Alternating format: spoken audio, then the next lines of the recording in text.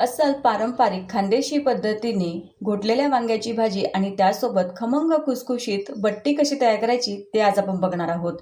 नागपंचमी आणि श्रावण सोमवार विशेष हा मेनू खानदेशात घराघरात आवर्जून तयार केला जातो। तर आज आपण अजिबात सोडा न वापरताना वरून कुरकुरीत आणि आतून खुसखुशीत अशी ही बट्टी आणि घोटलेली वांग्याची भाजी कशी तयार करायची ते बघूया। नमस्कार, मी सीमा तुम्हा सर्वांचे खूप खूप स्वागत करते। सर्वात आधी आपण घोटलेली वांग्याची भाजी तयार करणार आहोत। भाजी तयार करण्यासाठी कढईमध्ये 2 चमचे मी इथे तेल गरम करून घेतलं। तेल गरम झालेलं आहे, यामध्ये अर्धा चमचा मोहरी घातली, अर्धा चमचा जिरं घातलं। त्यानंतर एक मोठा चमचा भरून इथे आलं लसूण पेस्ट घालते आहे। साधारण 8 ते 10 लसूण पाकळ्या आणि अर्धा इंच आल्याचा तुकडा मी इथे ठेचून घेतलेला आहे। 2 तमालपत्र घातले। आता फोडणी व्यवस्थित अशी परतून घेतली आणि लगेचच यामध्ये आपण वांग्याच्या फोडी घालूया। तर इथे मी 5 ते 6 मध्यम आकाराचे वांगे थोडे जाडसर फोडींमध्ये कट करून घेतलेले आहे। वांग्याचा देठ सुद्धा मी इथे वापरलेला आहे। 1 पाण्याने वांगे स्वच्छ धुवून घेतले आणि आता तेलावर सुरुवातीला वांग्याच्या फोडी आपल्याला परतून घ्यायच्या आहे। तुम्ही इथे वांगे काटेरी, जांभळे किंवा अशा प्रकारचे हिरवे वांगे वापरू शकता। आता थोडा वेळ वांग असं परतून घेतलं आणि यामध्ये आपल्याला काही मसाले घालायचे आहे। तर सर्वात आधी इथे मी अर्धा छोटा चमचा भरून हळद घातलेली आहे। 2 ते 2.5 चमचे इथे मी हे घरगुती लाल तिखट घालते। तुम्हाला जर तिखट घालायचं नसेल तर तुम्ही इथे हिरवी मिरची वापरू शकता। 2 चमचे इथे मी धणे पावडर घातलेली आहे आणि 1 छोटा चमचा भरून इथे मी गरम मसाला घालते। मसाला तुमच्याकडे जो कोणता असेल तो तुम्ही वापरू शकता। गरम मसाला घरी कसा तयार करायचा ही रेसिपी मी तुमच्यासोबत शेअर केलेली आहे, नक्की बघा। चवीसाठी मीठ घातलेलं आहे। आता हे सगळे मसाले आपल्याला या फोडीसोबत असे खालीवर परतून घ्यायचे आहेत। ही भाजी जर तुम्हाला भांड्यामध्ये किंवा कढईमध्ये तयार करायची नसेल तर तुम्ही कुकरमध्ये बनवू शकता। कुकरमध्ये अगदी 2 शिट्ट्यांमध्ये भाजी झटपट बनून तयार होते। आता यामध्ये थोडासा आमसूलचा तुकडा घातलेला आहे। लगेचच आता यामध्ये आपल्याला गरम पाणी घालायचं आहे। तर 1 ते 1.5 ग्लास असं मी अगदी उकळतं पाणी इथे घातलेलं आहे। गरम पाणी घातल्यामुळे वांग्याच्या फोडी अगदी छान सॉफ्ट अशा होतात, मऊ शिजतात, शिवाय भाजी चवीला छान लागते। म्हणून गार पाणी न घालताना गरम पाणी घालायचं आहे। आता पाण्यात फोडी व्यवस्थित अशा मिसळून घ्यायच्या आहे। थोडी आमसूल घातल्यामुळे भाजीला चव खूप छान येते। मात्र तुमच्याकडे नसेल किंवा तुम्हाला आवडत नसेल तर तुम्ही स्किप करू शकता। आता यावर झाकण ठेवायचं आहे। गॅसची फ्लेम कमी आहे। वांग्याची भाजी तयार होते आहे तोपर्यंत आपण बट्टीसाठी इथे पीठ भिजवून घेऊया। इथे मी मोठं परात घेतलेलं आहे। यामध्ये आता मी 2 ते 2.5 कप हे बट्टीचं पीठ घेतलं। तरी माझ्याकडे इथे बट्टीसाठी हे पीठ तयार केलेलं होतं। मात्र जर तुमच्याकडे अशा प्रकारचं बट्टीसाठी पीठ स्पेशली तयार केलेलं नसेल तर तुम्ही इथे 2 कप गव्हाची कणिक आणि त्यामध्ये 1 कप रवा घेऊन अशा प्रकारची ही बट्टी तयार करू शकता। हे बट्टीचं पीठ कसं तयार करायचं ही रेसिपी मी तुमच्यासोबत शेअर केलेली आहे, लिंक देणार आहे, नक्की चेक करा। आता या पिठामध्ये 2 चमचे मी धणे पावडर घातलेली आहे। धणे पावडर घातल्यामुळे आपल्या बट्टीला खूप छान चव येते। अर्धा चमचा हळद घातली। त्यानंतर 1 चमचा इथे मी ओवा घालते आहे। ओव्यामुळे बट्टी पचायलाही हलकी होते आणि बट्टी चवीला सुद्धा खूप छान लागते। त्यानंतर आता यामध्ये चवीसाठी मीठ घालूया आणि आता घातलेले हे सगळे सुके जिन्नस जे आहेत ते आपल्याला पिठामध्ये व्यवस्थित असे मिसळून घ्यायचे आहे। आपल्याला या बट्टीमध्ये सोडा अजिबात वापरायचा नाही। सोडा न घालताना ही बट्टी खूप छान तयार होते, अगदी खमंग खुसखुशीत आणि दिवसभर ही बट्टी अशीच राहते। म्हणून आपण यामध्ये तेल घालणार आहोत। तेलाचं मोहन अगदी परफेक्ट घालायचं आहे। तर इथे मी 3 पळ्या तेल घातलेलं आहे। हे तेल आपल्याला इथे गरम वगैरे करण्याची गरज नाही। जे तेल आपलं नेहमीच आपण वापरतो तेच तेल मी इथे घातलेलं आहे। आता तेल व्यवस्थित पिठामध्ये आपल्याला असं चोळून घ्यायचं आहे। प्रत्येक पिठाच्या कणाला हे असं तेल लागलं म्हणजे आपली जी बट्टी आहे ती छान खमंग खुसखुशीत होते। आपण थोडी हळद घातलेली आहे त्यामुळे पिठाला तुम्ही बघू शकता रंग किती छान आलेला आहे। तेल व्यवस्थित मिसळून घेतलं आणि पीठ जर असं हातामध्ये दाबून पाहिलं तर पिठाचा छान गोळा तयार होतोय। म्हणजे आपलं जे तेलाचं मोहन आहे ते अगदी आपण इथे परफेक्ट घातलेलं आहे। तुम्हाला ही बट्टी जर साजूक तुपात करायची असेल तर तुम्ही साजूक तुपाचंच इथे मोहन देऊ शकता। तुम्हाला तूप गरम करण्याची गरज नाही। तुम्ही तूप गरम न करताना मोहन दिलं तरी चालेल।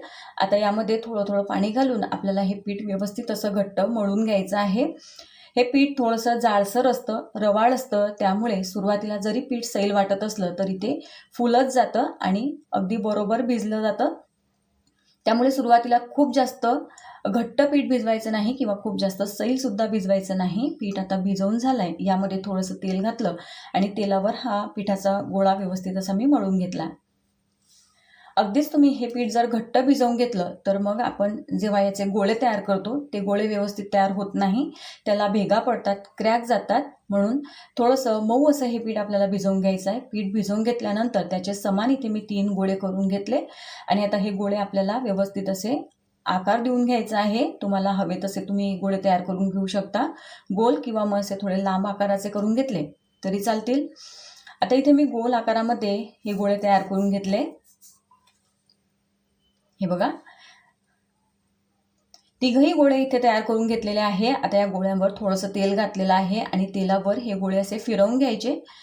तेलावर असे गोळे फिरवून घेतल्यामुळे हे आपण शिजवू तेव्हा ते एकाला एक चिटकत नाही, छान मोकळे होतात. आणि आता इकडे आपण भाजी तयार करायला ठेवली होती, तुम्ही बघू शकता. पाणी इथे बऱ्यापैकी आटलेलं आहे. फोडीसुद्धा छान इथे सॉफ्ट झालेले आहे, मऊ झालेले आहे. हे बघा, चमच्याने दाबून पाहिली तर फोड अगदी मऊ झालेली आहे. आता इथे मी रवीने ही भाजी छान अशी घोटून घेणार आहे. जर तुमच्याकडे रवी नसेल तर तुम्ही ते पावभाजी मॅशरने भाजी घोटून घेऊ शकता किंवा मग चमच्यानेच तुम्ही भाजी घोटून घेतली तरी चालेल. वांगे जर छान ताजे असतील आणि मऊ असतील तर अगदी भाजी झटपट तयार होते. चमच्याने सुद्धा व्यवस्थित भाजी घोटली जाते. भाजी व्यवस्थित घोटून घेतली त्यानंतर आता साधारण 1-2 मिनटं ही भाजी आपल्याला छान शिजवून घ्यायची आहे. भाजीमध्ये खूप जास्त पाणीही राहायला नको आणि खूप जास्त ही भाजी घट्टही करायची नाही. थोडी शिजल्यानंतर भाजीवर मस्त अशी तरी येते आणि अगदी छान परफेक्ट अशी पंक्तीसारखी ही घोटलेली वांग्याची भाजी तयार झाली आहे. सर्वात शेवटी भरपूर अशी बारीक चिरून घेतलेली कोथिंबीर घालायची. ही भाजी खात असताना यावर लिंबूचा रस नक्की घ्या. लिंबू घेतल्यामुळे भाजीची चव अजूनच वाढते. भाजी बनवून तयार झालेली आहे आणि आता जे गोळे आपण तयार करून घेतलेले आहेत ते आपल्याला शिजवून घ्यायचे आहे. तर इथे मी कुकरमध्ये ही बट्टी डायरेक्ट पाण्यामध्ये शिजवून घेणार आहे. त्यासाठी कुकरमध्ये इथे मी एक छोटा तांब्या भरून पाणी घातलं आणि लगेचच या पाण्यामध्ये हे तिघही गोळे अशा पद्धतीने आपल्याला ठेवायचे. थोडंसं तेल लावून घेतल्यामुळे शिजवत असताना हे गोळे एकाला एक चिटकत नाही शिजल्यानंतर, कारण ही बट्टी थोडी फुलते, आकाराने मोठी होते. आता कुकरचं झाकण बंद करते आणि हे कुकर गॅसवर ठेवायचं आहे. तर आता आपल्याला इथे लो टू मीडियम फ्लेमवर 3 ते 4 शिट्ट्या करून घ्यायच्या आहे. जर ही बट्टी तुम्हाला डायरेक्ट पाण्यामध्ये कुकरमध्ये शिजवायची नसेल तर तुम्ही चाळणीवर ही बट्टी वाफवून घेऊ शकता. चाळणीवर ही बट्टी वाफवून कशी तयार करायची ही सुद्धा रेसिपी मी तुमच्यासोबत शेअर केलेली आहे. आणि आता इथे 3 ते 4 शिट्ट्या झाल्यानंतर आपण बट्टी चेक करूया. हे बघा, बट्टी अगदी छान इथे उकडली गेलेली आहे, शिजलेली आहे. आकार तुम्ही बघू शकता, थोडा ही बट्टी आकाराने मोठी झाली आहे, फुललेली आहे. तेल लावून घेतलेलं होतं त्यामुळे ही बट्टी अगदी सहज अशी मोकळी होते. आता हे तिघही गोळे आपण पाण्यामधून बाहेर काढून घेऊया. आणि आता इथे ही बट्टी मी पाण्यामधून काढून घेतलेली आहे. पूर्णपणे बट्टी गार झाल्यानंतर आपण याचे काप करणार आहोत किंवा ही बट्टी कट करून घेणार आहोत. बट्टी अगदीच गरम गरम असताना तुम्ही जर कट करायला घेतली तर ती व्यवस्थित कट होत नाही. बट्टीचा चुरा होतो, तुकडे होतात, म्हणून बट्टी थोडा वेळ गार होऊ द्या. आता इथे बट्टी साधारण 15 ते 20 मिनटं मी पूर्णपणे गार करून घेतलेली आहे आणि आता या बट्टीचे आपण तुकडे करून घेणार आहोत.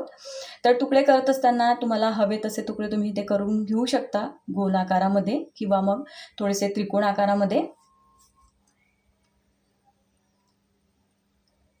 बट्टी गार झाल्यामुळे तुम्ही इथे बघू शकता अजिबात त्याचे तुकडे होत नाही किंवा त्याचा चुराही होत नाही. अगदी व्यवस्थित ही बट्टी आपल्याला कट करता येते. गरम गरम असताना कट करायला गेलं तर ती जी बट्टी आहे ती कट होत नाही आणि सुरीला ती चिटकून येते आणि त्यामुळे मग त्याचे तुकडे होतात. तर अशा प्रकारे तिघही गोळे मी कट करून घेतलेले आहे. अगदी व्यवस्थित आतपर्यंत मस्त अशी ही बट्टी शिजलेली आहे, तुम्ही बघू शकता. आणि आता ही बट्टी आपण तळून घेणार आहोत. तळण्यासाठी इथे मी कढईमध्ये आधीच तेल गरम करत ठेवलेलं होतं आणि तेल छान असं गरम झालं आहे. जर ही बट्टी तुम्हाला साजूक तुपात करायची असेल तर तुम्ही मोहन देताना सुद्धा साजूक तुपाचाच वापर करायचा आहे आणि तळण्यासाठी सुद्धा तुम्हाला इथे साजूक तुपच घ्यावं लागेल. तर मी तेलामध्येच ही बट्टी तयार करते आहे आणि एका वेळेला तेलामध्ये मावेल इतकीच बट्टी आपल्याला तेलात सोडायची आहे. खूप जास्त गर्दी करायची नाही. गॅसची फ्लेम इथे थोडी मध्यम ठेवायची आहे. अगदी फुल फ्लेमवर बट्टी तळायची नाही. तेल अगदी कळकळीत गरम करून त्यामध्ये जर तुम्ही बट्टी सोडली तर ती वरून जास्त डार्क होते, वरून तळली जाते. मात्र आतपर्यंत ती व्यवस्थित न तळल्यामुळे मग हवी तशी खमंग खुसखुशीत होत नाही आणि खायला पण थोडी कच्ची वाटते. आता छान सोनेरी रंग येईपर्यंत ही बट्टी मी तेलात तळून घेतली. तुम्ही बघू शकता बट्टीला रंग खूप छान आलाय आणि बट्टीसुद्धा इथे तळून झाली आहे. आता काढून घेऊया.